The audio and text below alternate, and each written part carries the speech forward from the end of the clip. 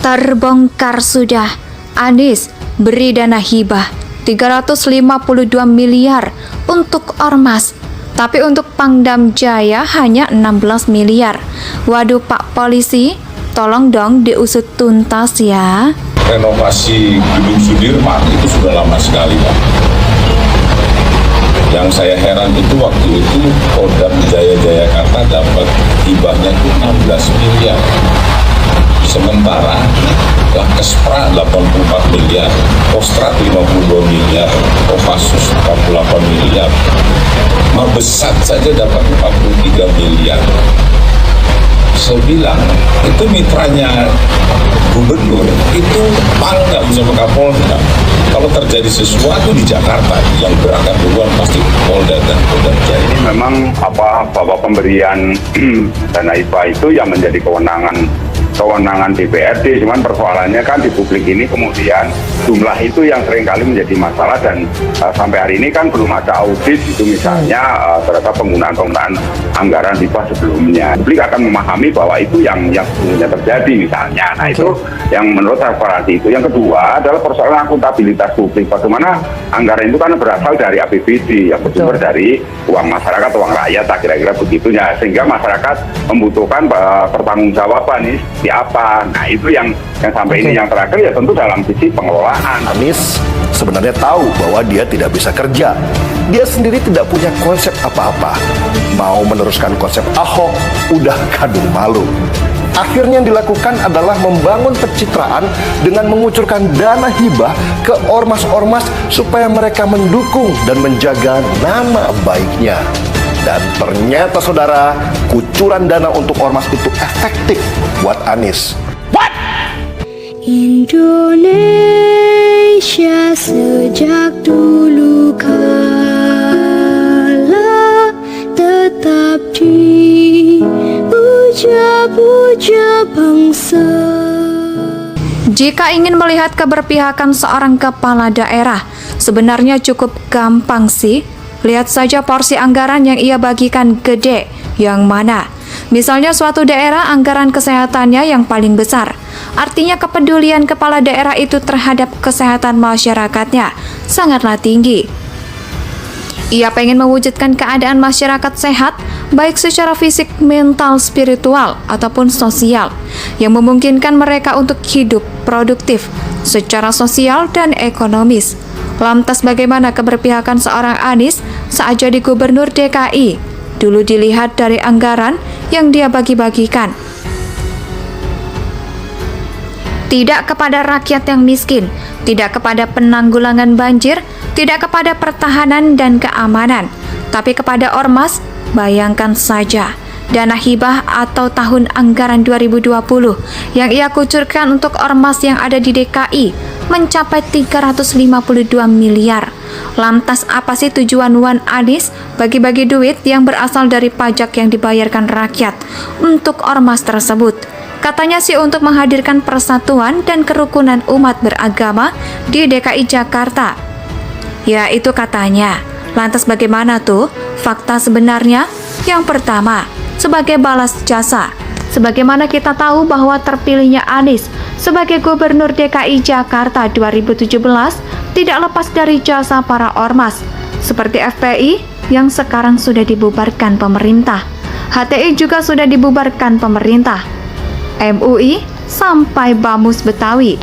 Nah, karena ormas sudah memenangkannya ketika ia terpilih jadi gubernur, saatnya Anies balas jasa dengan bagi-bagi anggaran. Yang kedua, takut sama ormas. Belajar dari pengalaman gubernur sebelumnya, Ahok yang memangkas dana untuk ormas karena rawan diselewengkan dan hanya dinikmati oleh elit mereka saja. Maka mantan Bupati Belitung Timur itu didemo habis-habisan oleh ormas. Ia bahkan juga dijadikan musuh oleh ormas yang ada di DKI.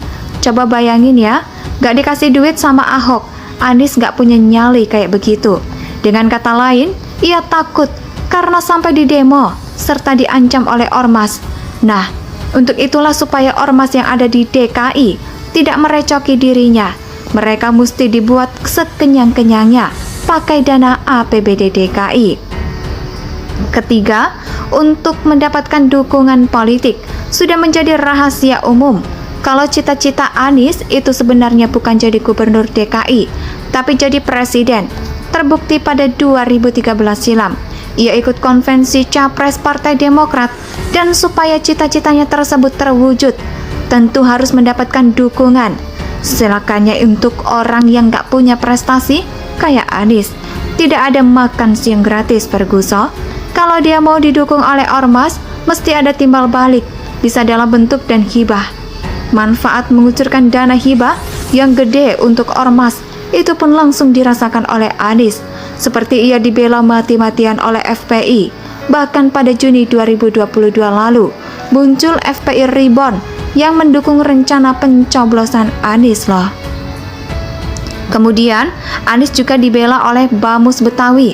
Sampai-sampai wakil ketua Ormas itu, yaitu Rahmat HS, pernah mengatakan banjir terjadi di DKI Jakarta hanya datang pas hari libur saja.